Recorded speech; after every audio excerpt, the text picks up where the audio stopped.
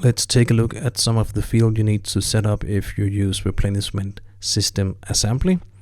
And I do have 2 items here in my demo data. My mixed energy snack box, for instance, that's an assembly item I know. So if I go to my replenishment tab here, I have selected replenishment system to be assembly, meaning when I don't want to use production order, but I will draw from a bill of material items and create the top level item.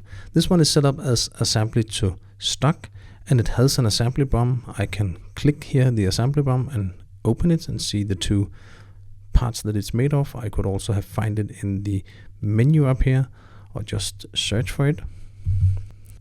Here on my page I have the assembly BOM on the item, and here I can of course change the item and define quantity per. And I could also have selected, instead of item, to use resources that looks into my standard job resource table. So I can add hourly cost to the item as well, and that will be calculated into the standard cost.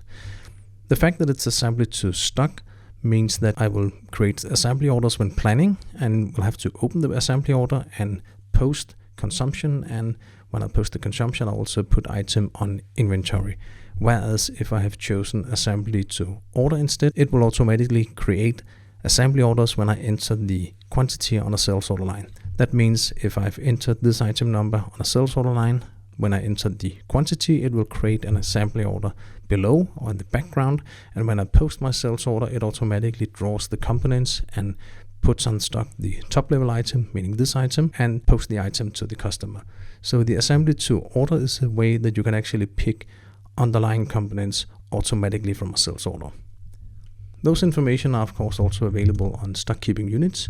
So if you're using stock keeping units, let's see if we have one for this item. Yep, I have one here on location symbol 1. And again, in my replenishment tab, I could define this. It's also an assembly order on this location. If yes, I could change here the assembly to stock policy, but I cannot change the bill of material for this specific location. That's also only possible to change on the item card. So these are the fields that relate to assembly.